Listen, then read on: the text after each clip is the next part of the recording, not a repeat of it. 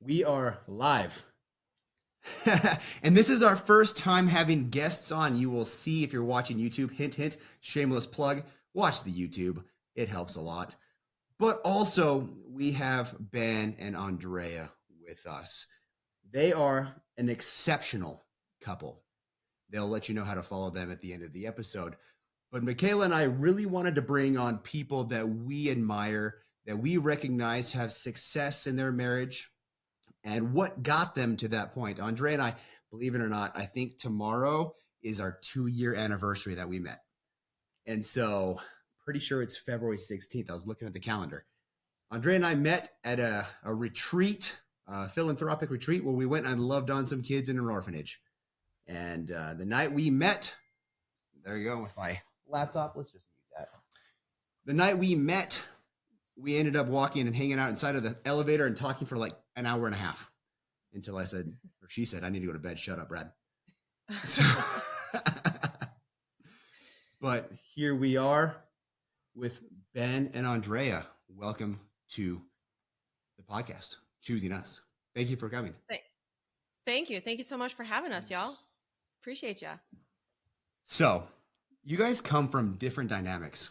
Not only different dynamics, different countries. How did you meet? Where did that come from? You want to take that one? Yeah, absolutely. So we're both from Romania. We escaped communism. Well, I did. On foot, illegally, back in 1989. Andrea stayed behind. She enjoyed the good life of communist. Just kidding. I'm not a communist. She's not a communist. So she won the visa lottery, came to the U.S., and I came to Canada as basically a refugee. And what happened was, we used to travel around a lot. My family, my dad's a pastor, so we used to travel around, and I used to play music and get on stage, and we go to church to church to church.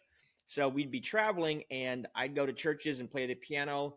One of those little Romanian churches was her home church here in Michigan. So I'm on the piano playing, and she saw me in the crowd, and it was game over. It was like, wow. We call it the hook and look, right?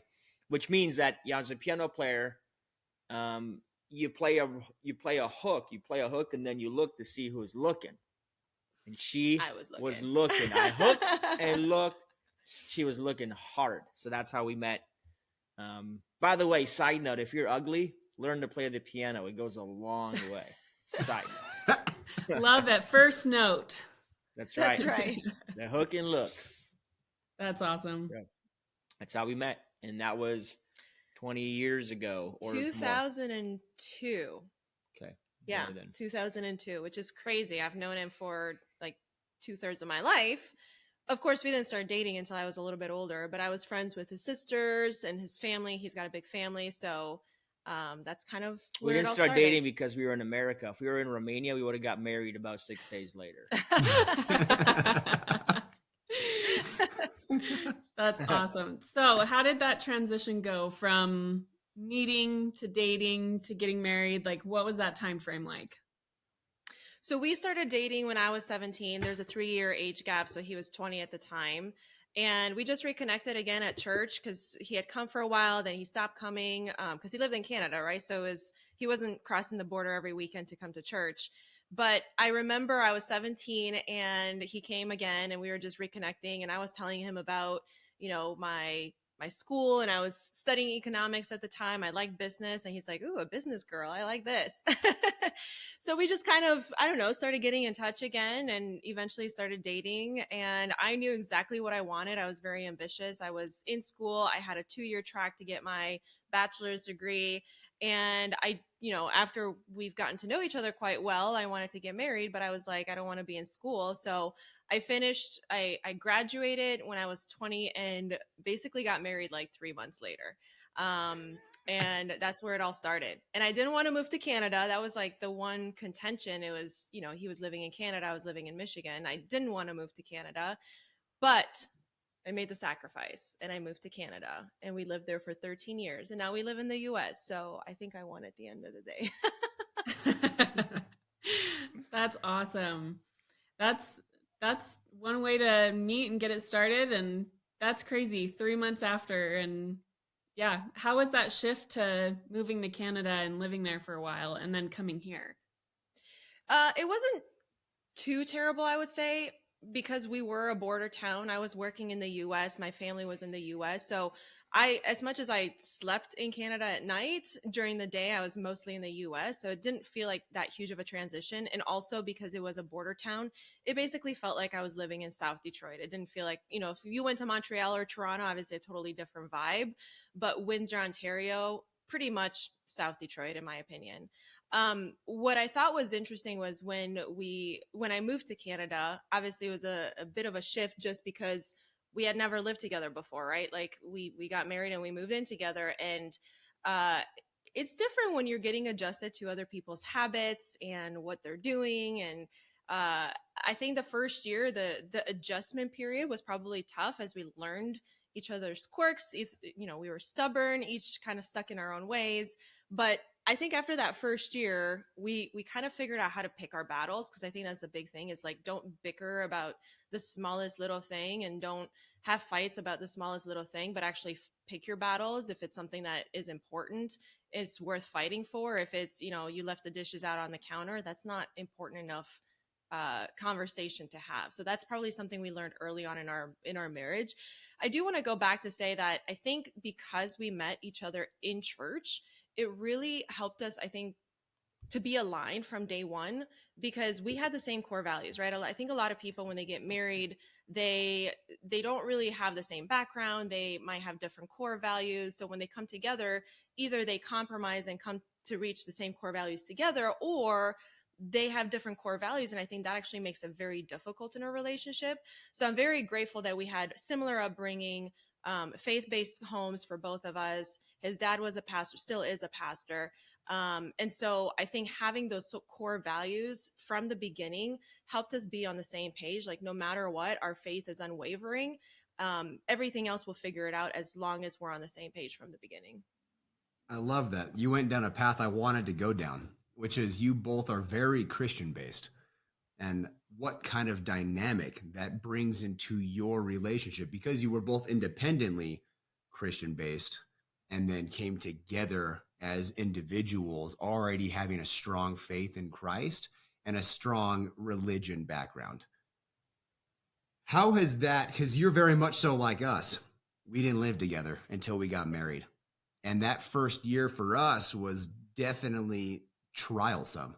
It was full of learning experiences. We had to learn what kind of irks each other. And yeah, the dishes for me is a big deal, because it was a big deal in my household, because it's a big deal to my mom. So I kind of took on that trait.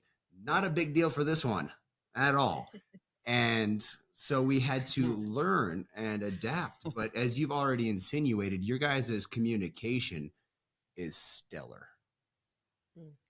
I can already tell, and just watching you guys and being around you guys in the short time frame that you have when you're together, your communication styles and how you know each other, both the words said and the words unsaid, are spectacular. Walk us down that path on your communication style and how well you do that. Is kind of an overarching topic for our podcast, which is communication's key. You already mentioned how leaving the dish on the table is probably not a battle worth fighting and a conversation worth having. How do you decide that? I'll jump. Communication is secondary to conviction. I love that. Communication is really just the delivery of the message, the delivery of the deep convictions and beliefs. So communicating really just comes down to, what do you believe and what are you fighting for every day? And learning to not have battles, but instead focus on the wars, has changed the dynamic of how we communicate, how frequently we communicate. Understand that every single person has to have their own beliefs and their own goals in life. There's nothing worse than being bored. Being a bored couple is nothing but problems. We weren't made problems. We create problems in the void. So it's important to have convictions and beliefs and things that you're working towards. I like what Erwin McManus says, is that our basic intrinsic need as humans is the need for progress. So when we don't see progress, then we go looking for things that we can do and we can belong to. So what are the convictions before you get in? It's so important, is to understand, what do you believe? What are you fighting for? Well, we have an advantage as immigrant kids. We've already left behind our native language, our native land, our native people. We've left everything behind in the pursuit of a better opportunity, a better life. So we've already burned those ships. So just existing and doing nothing is not an option. The sacrifice was too great. The risk was too high to not have an ROI. Mm-hmm. So that means that when I met her, I'm wanting to know what her aspirations are, what her goals are, what are the things that she's convicted about, what are the things she cares about, beyond the basic human needs, beyond the basic need for survival and provision and money. Who are you outside of scarcity? Who are you when you have money and you have time and you know your identity? Who is that person? And then communicate on that level. Communicate about purpose. Communicate about things that you're striving towards when you meet your Lord and Savior on your day of reckoning, and he says, "Well done, good and faithful servant." What are those things he's saying good done about? It's not about paying the mortgage bill. So Right. it's important to have a clear identity for what you want. And I think, honestly, until you have that picture, until you have that clarity, don't get married. Don't, it doesn't make sense. It's nothing but complication and basic human flaws. So it's got to be a deeper, more significant reason. So all that leads back to conversation. At the beginning, you get to know each other. There's a lot of needless back and forth conversation because, frankly, it's like two rough stones polishing each other, Mm-hmm. and you're trying to get the stone smooth. And until they get smooth, there's going to be friction. So you're going to have friction. How you leave the toilet seat up, how you leave the dishes in the sink. But eventually those conversations, if you're intentional, they go away. So we actually worked on something else. Not how to talk more, but how to talk about more important things. Mm-hmm. So we made a conscious decision to talk less about insignificant things. Find better solutions as a household. So, for example, when you were working full-time in corporate, we got somebody to come in and clean the house and make dinner and put it on the stove. It was one less thing to talk about. Cleaning the house, organizing things, one less thing to take care of so that we could focus more on date nights. And I think this is the basic human condition, is we have to live purposeful lives. When we do, she's living in her purpose and I'm living in mine, and we get to do life together. Life is incredibly amazing that way. And not that you don't have basic human faults and emotional recoil, but you get to focus on things that matter. And then it's like both people are growing. They're both in progress. They're both winning.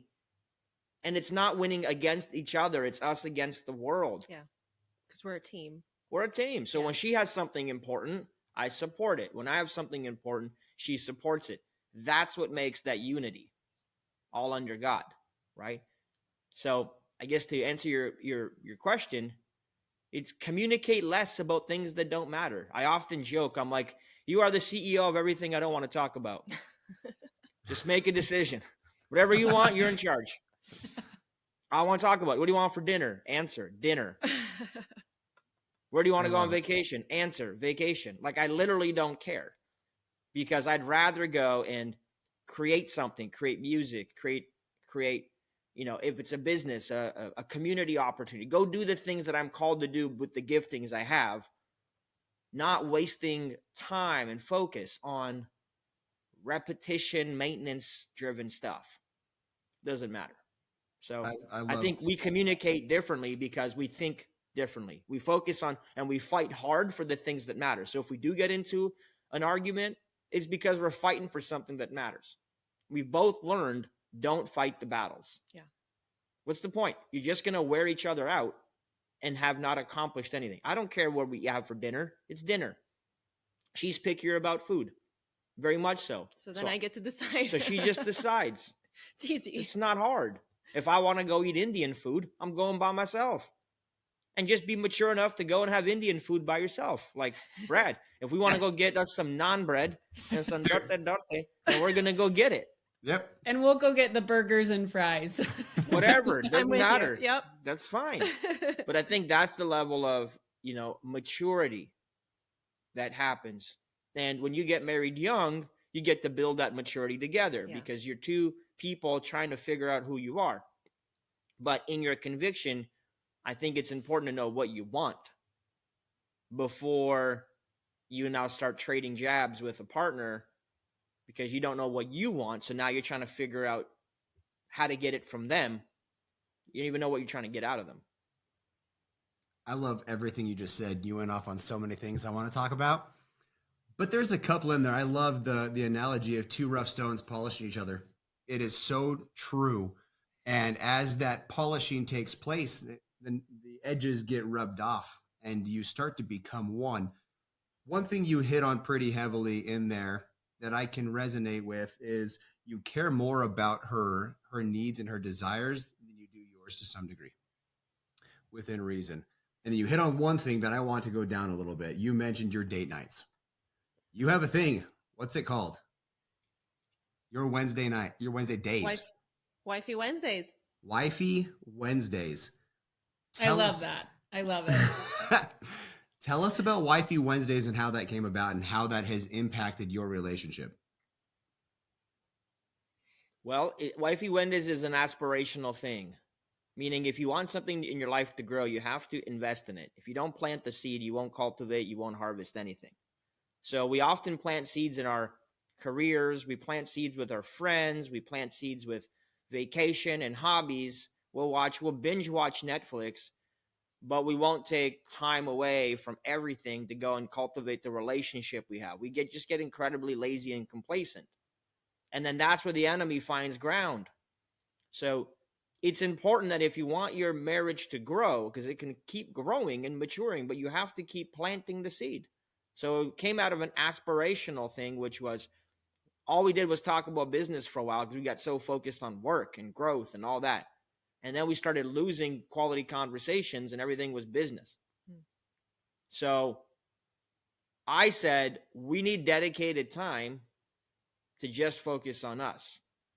So I created this kind of cool concept of Wifey Wednesdays is where we can do anything but work and anything but stress. It's just the two of us. Now, sometimes we're great at it. Sometimes we're not great at it. It's a little bit seasonal, but it's on the calendar. And we know Wifey Wednesdays are coming up. In fact, the first few Wifey Wednesdays were awesome because I literally just shut everything off. And we just went and hung out and do nothing, literally nothing. Go do random things. Go explore your city. So hard for an entrepreneur. Yeah, of course it's hard. But then it comes back to this whole principle of you have to focus on the bigger quality conversations. And if you're so tactical all day, every day, and all you do is run around all day, you're never having strategic thinking, quality thinking. You're just having tactical, survival-based thinking. And most relationships are in survival mode. Minimum communication, minimum understanding. Like in Wifey Wednesdays, we can at least wrestle with the stuff that we're wrestling with in a more impactful way. We can celebrate the things we're celebrating. And we can explore things that we haven't explored, places, experiences, whatever. So I think it's a really important catalyst. Dedicate one day to your relationship, your most important relationship on this planet. Dedicate one day. Now, if you have kids, maybe it's kids Tuesdays. I don't know. But it seems as though we have to plant that seed. So I've been intentionally planting that seed. And so has Andrea. This is not like my idea. I've been the driving force because I was also the one that was the most distracted trying to build a real estate business empire. And then I realized one point, it means nothing. If you're out of shape, unhappy, disconnected, all the money in the world means nothing. So now being at the age we're at, I'm 39, just turned 39. I have friends of mine, people I know, colleagues that are going through their first divorce, going through all this stuff. And what I've come to realize is we get so focused on our goals that, we leave people behind And I've seen it over and over where people just get so disconnected because they stopped investing. And then it was just two people habitating the same place. So like, I think you have to show me the calendar and I'll show you what matters to you. If your spouse is not in the calendar, well, then it's always going to be the second thought, third thought, leftover time, frustrated time. You come home from work and you're tired. You're not trying to have a conversation. And for me, from my standpoint, it's so honoring to know that he's prioritizing me on one day. And sometimes I'm the one that's like, well, let's just do half a day. Let's not do a full day. I got to take this call in the morning, or I got to take this meeting in the morning. And he pushes me to put all of that aside. It can wait until tomorrow. There's no need to do it, on Wednesdays. It can wait until the next day. So I love that he's pushing me on this and he's honoring me that way, because for me, I can very easily get distracted and not make it a priority. But because he prioritizes me, it helps me prioritize our relationship. So I think it is reciprocal that way. Yeah. What do you guys do? Do you guys have something like that? We have a Wednesday. Ours is Wednesdays too. Wednesday date night. That's the day. We love it. Boom. Every single day. Wednesday. Yep. It's hump day. You is got hump to day. do it. And if you're married on hump day, you hump twice. That's right. That's right. Hump twice on hump day. And yeah, we actually recently had a sex episode just like 3 episodes ago. It's one of our top listened episodes. Yes. And the Nice. importance thereof. But we started date nights 5 years ago, probably. And it was one of those, we'll get to it. What day do we have open this week? Because I was driving, I was working 10, 12 hours a day as an executive. And it was just our relationship. As you said, we became cohabitative. We were together. We loved each other. We tried to have good conversation, but I was freaking tired. Half the time I'd come home and fall asleep on the couch.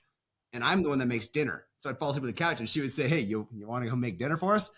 And that was a conversation that we previously had, that I do the cooking. But we decided, this is it. We will have date night. And right now we don't have a date day, but we have a date night and it starts at 4:00. And all of my employees, we kind of were worried, will I get kickback from all the employees? So they're used to me leaving at 6, 7, 8, 9 p.m. Well, now on Wednesdays, I leave at 4. And I kicked them all out. And I said, you guys stay here. I'm gone. And it got to the point that our employees actually supported it. They say, hey, it's 3:45. You better leave because you're going to get your butt kicked. And people started respecting the fact that I put my marriage first. And it changed the dynamic of everything. Some days we'd just go walk the park. Some days we'd watch a movie, especially before we had kids. We'd watch a movie at the house, but we would make popcorn and we'd make it a little bit set aside. Even if we didn't have time to go do things, or financially we couldn't do anything outside, or just stay at home, it was dedicated, phones off. And we had, as you said, we had meaningful conversations about stuff that actually matters. Once you accrue money, you learn money doesn't really do a whole lot. It's just a magnifier of the things of everything else. Your spirituality, your relationships, your joy, your bliss, your satisfaction, or the opposite. Money is just a magnifier of those things. So if you don't have those things, well, the money doesn't do anything anyways, except for magnify the opposite.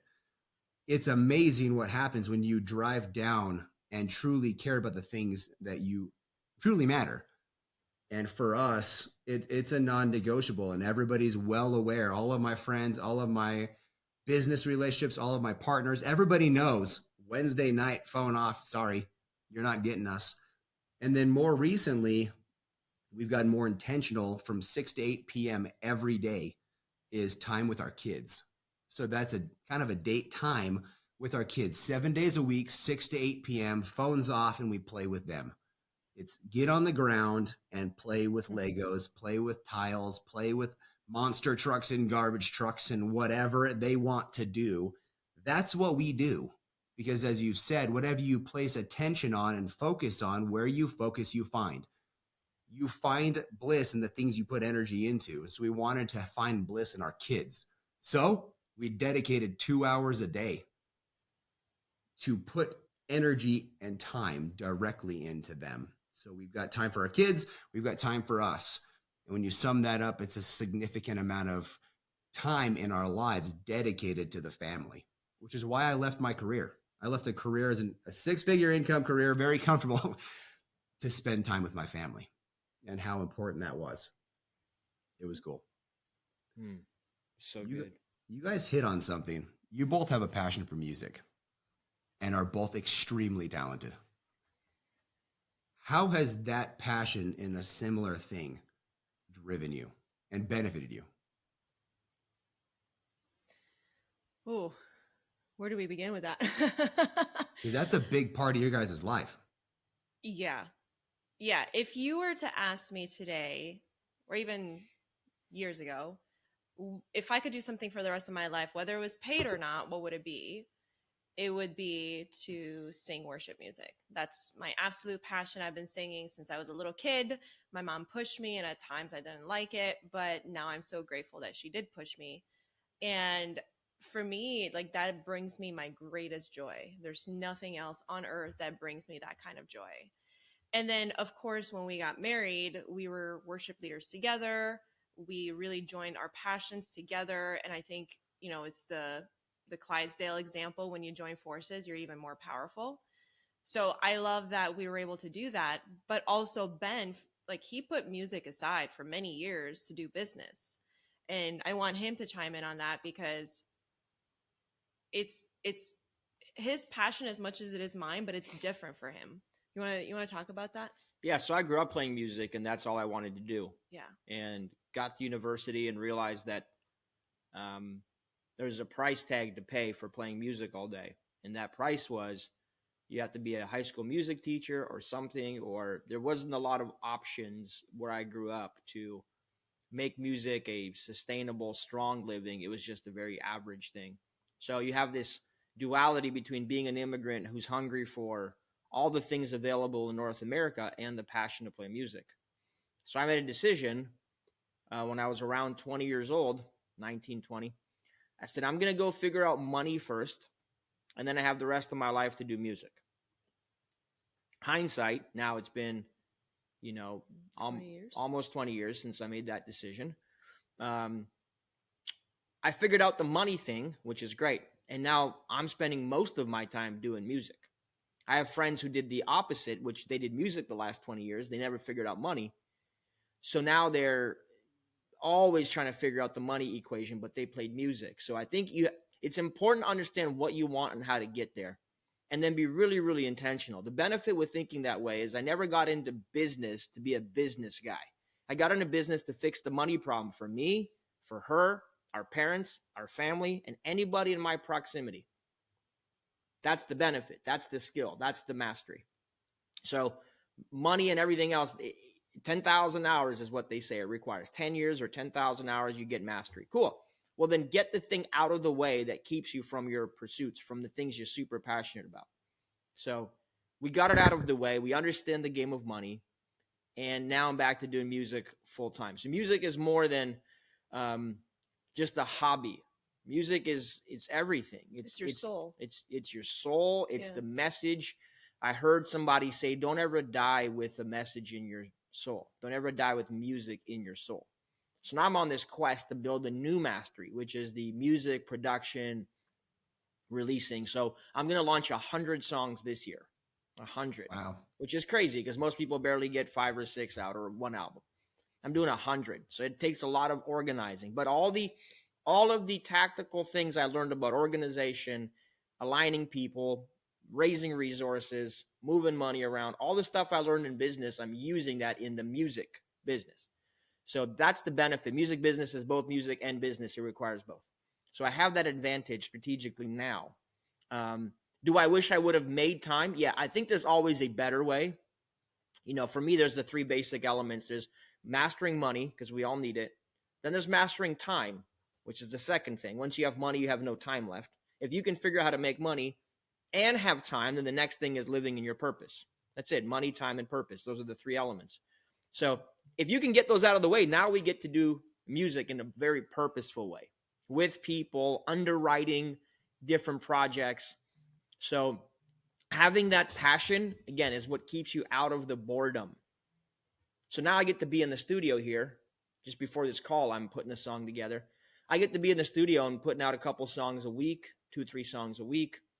Every spare moment I have. It's the only thing I can get lost in for 3-4 days and just be in the studio. And it's crazy because we've got palm trees and beautiful swimming pools and all the amenities and a luxury gym right here within walking distance. And I don't leave the studio when I'm in the studio. It's like blinders on, get it done. So it's important to have a passion. It'll keep you focused. If you don't have a passion, then start asking yourself, what are your giftings? Everybody has a gifting in life.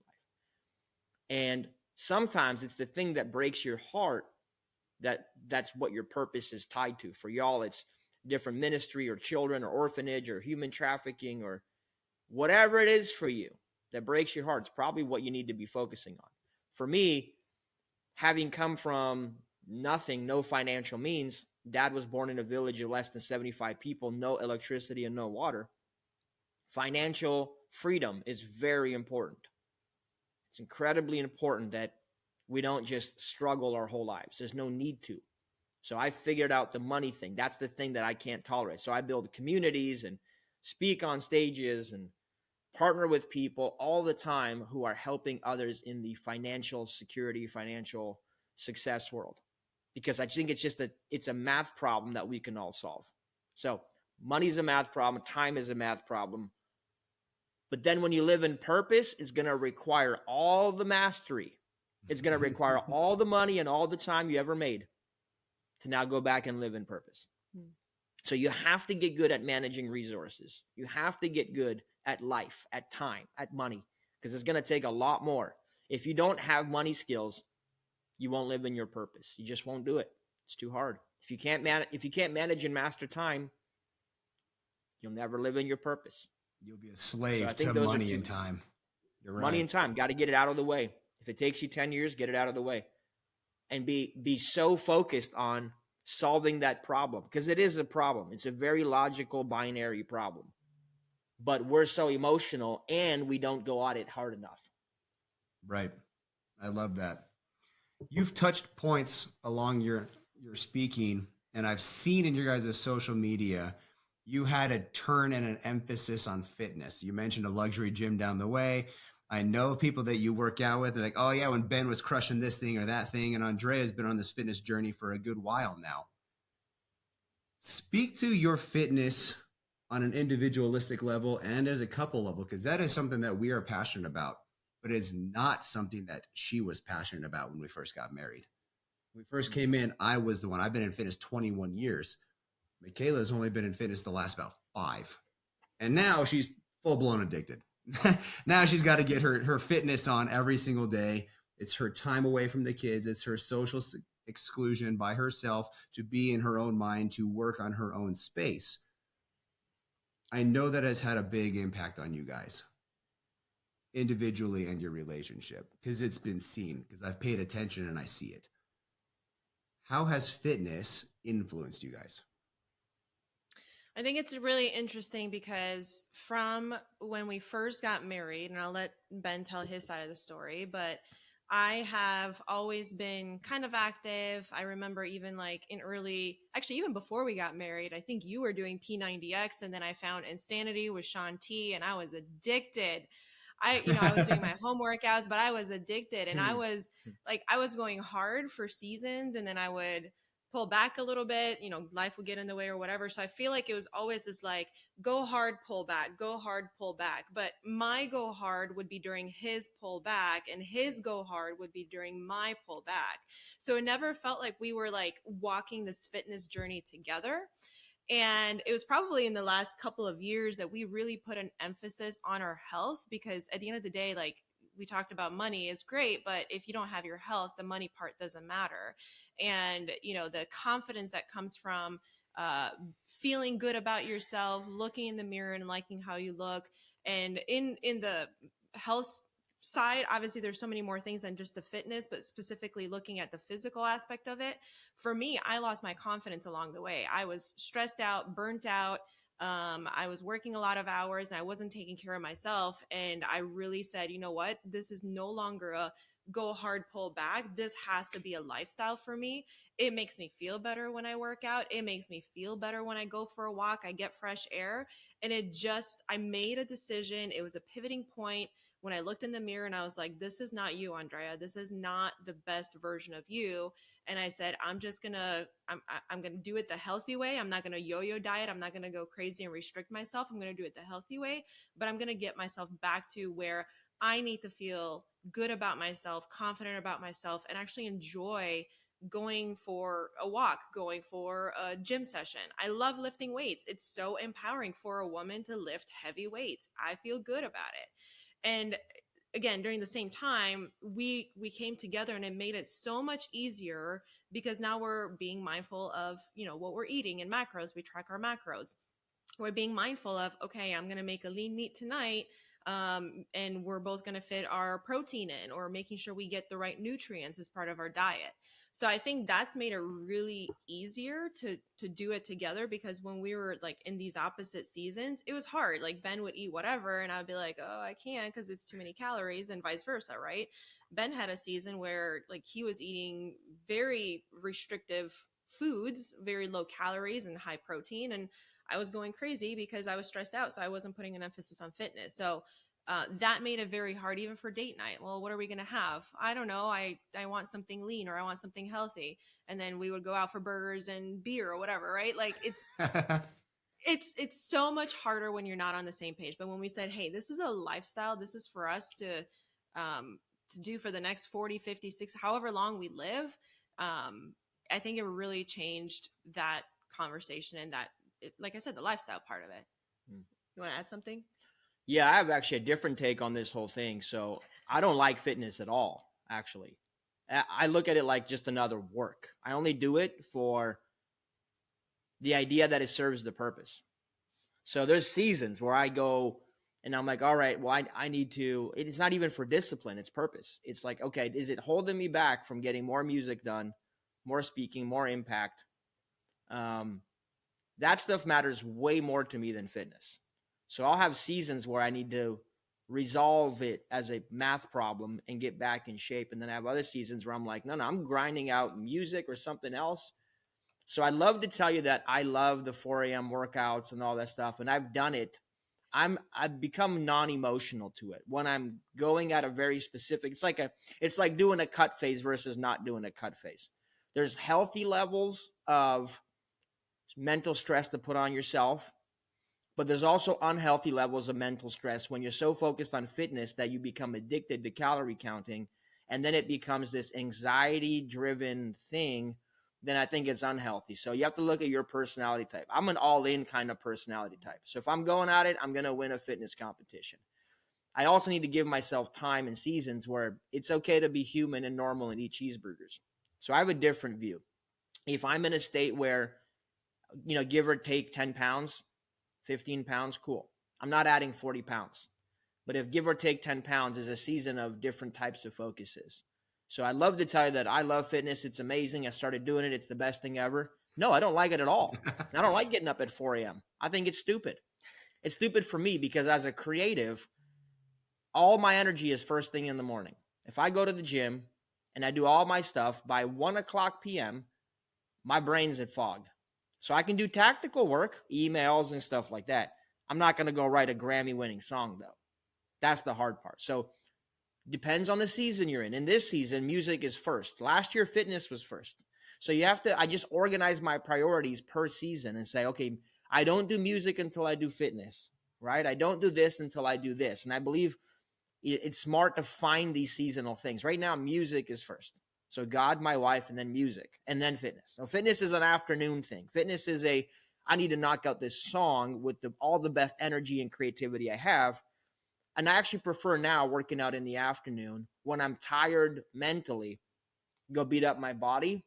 So I'd love to tell you that I'm some super disciplined, love fitness kind of personality. I just don't. It's just another level of work. I enjoy walking more than I like lifting weights because walking is more about mental clarity for me, getting fresh air.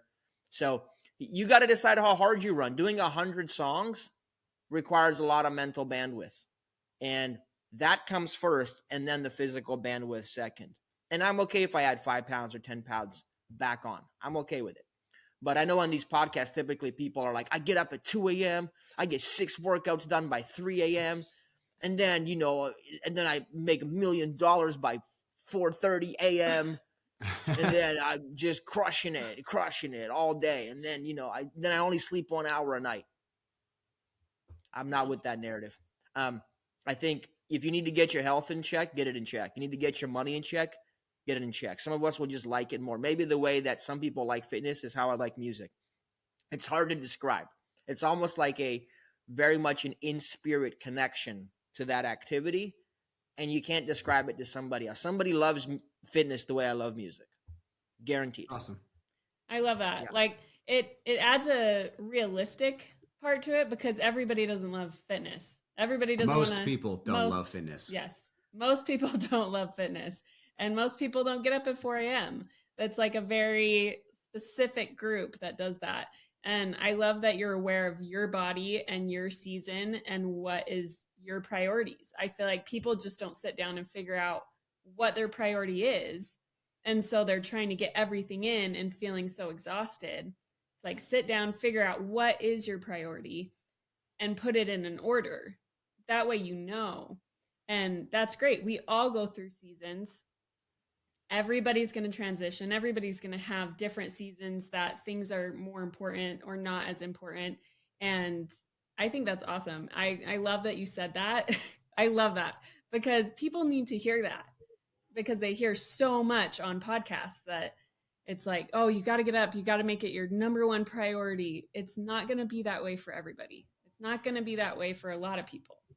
I've learned about podcasts that like if you just try to actually help the listener by giving them real wisdom and not bragging about how much of a superhuman you are, I feel that's a better podcast in general. And it's just a better life.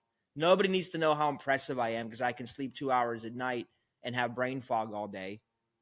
It's not really sustainable, and I would argue it's not healthy. I think people need realistic things. It's just like making money or anything else.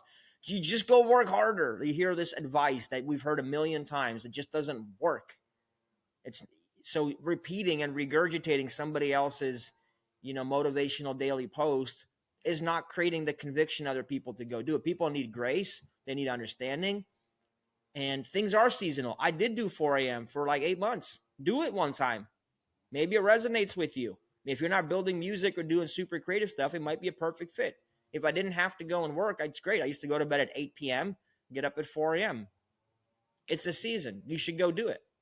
And remove the excuses like I'm not disciplined, I'm too lazy. Go and count macros for a year and just do it. And then see if it resonates. See if you can stick with it long term. My challenge was different to all the very realistic people out there because I hear the same excuses about money and time. I can't, this, that, the other. You have to look at your resources, time and energy and money, and allocate them in relation to your convictions. It's as simple as that. Same with Wifey Wednesdays. Convictions. And think about it that way. I also think about how many hours a day I spent in the gym, and there's a diminishing return at some point. I can argue this with all athletic people. I could have probably produced 30 songs for the extra time I spent in the gym that frankly didn't produce monumental health benefits. It was mindset benefits, in my opinion. I'm not going to live longer because I did an extra 10-minute walk. I've already done a 40-minute walk. A 50-minute walk won't make me live longer. Not really. That's my opinion. So my workouts could be 35 minutes, but if I sit around and hang out with everybody at the gym and now they're an hour because I'm talking to everybody all day, that didn't provide better health benefits. So I think it's that. It's really looking at the resources you have and asking, how do you multiply and create time and create money? I'm not an advocate for waste ever. So I can get to the gym and get back in 30 minutes. And I would have hit probably 80% of what I needed to do, 80-20 rule. Yeah. Or I could spend an extra hour and a half. There you go. And maybe get additional. Like I'm also very cautious. And at my age, 39 years old, most of my friends that are in the gym are, and it's probably socially acceptable now too, but they're on all kinds of, Brad, like test boost and this and that and the other things, whatever. If you're not going to play that game, you're never going to look like those guys too. Facts, right? So you can speak on this because you're much more inclined on fitness than I am. You either put in the work for 10 years or put in the work and take all the supplements, and I'm just not prepared to do that. So me trying to get a certain aesthetic, competing with people who are enhancing, I'm just playing a stupid game. I need to be happy with how I look. My wife needs to be happy with how I look. Whether it's a 6-pack or an 8-pack or a 20-pack. Or no pack. Or a 2-pack. Do you feel healthy? Are you mobile? Can you stretch? Can you walk? Do you have energy? That to me is a more important part. Aesthetically is cool, but I'm not trying to date anybody. So I love that. Again, a different viewpoint. Not knocking all the people who love fitness. There's people who love fitness the way I love music. And so I'm not challenging anybody who loves fitness. But for me, it's a very much like get it done, longevity. Yeah. So to finish up here at our very end, I want to get one piece of advice from both of you guys to our listeners. What is one thing that you guys have done in your 15 years that you would say is the marriage advice that you would give, or relationship advice to our listeners? Like, what's one thing that has really helped you guys in your relationship? It's hard to give just one thing and in a short period of time, but I'll give you a very tactical one. So Ben, and maybe Brad, you can relate. I think a lot of men, they want to be the solution people. They like, you want to solve everything, right? Like, I bring you a problem and Ben wants to solve it. And I think us women, sometimes we just need to talk things out. And I used to come to Ben and maybe vent about my day or just tell him about something that went wrong. And he would immediately be like, well, have you done this? Have you talked to this person? Have you thought about this solution? And I'm like, no, like, don't tell me what to do. I just want you to listen.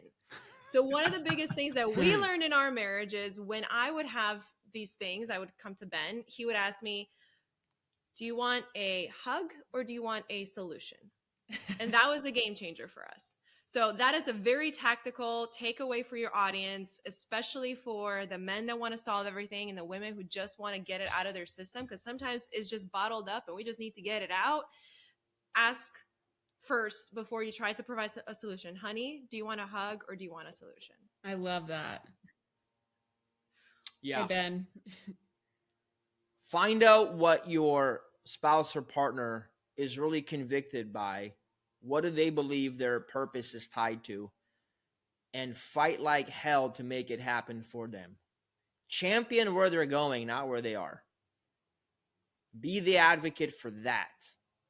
And you'll get much further. And it's stressful at times, but if you can see potential in your spouse and then fight for that, resource that potential. It's incredible. So if she loves music, go resource it. If she loves whatever it is, go resource it. If she wants to do or be something, go and support that. Without manipulation, without condemnation, you got to help keep the other person's dream alive. If I buy into her dream, she'll buy into mine. That's amazing. I love both of them. Well, I appreciate you both. I'm grateful for your time, your energy, your wisdom. As you've already blatantly put it, this is a zero-sum game. You only have so much energy in a day, and what you do with that energy truly matters. And I'm grateful that you took some of your energy today. You paused music, as you've already mentioned, to come on here and to share your wisdom. And we are so grateful for your time and energy and attention for us and your intentionality behind all of that and sharing your convictions. We are truly grateful for you. Where can our listeners find you? Ben Humble on Instagram, Andrea M. Murison on Instagram. Perfect. Thank you so much. And have this conversation with your friends, your family. Share it with those people you love. That is the only way this show grows, is by organic growth. So like this thing, subscribe to it, to download it for future listenings. Until next week, we love you guys. Bye.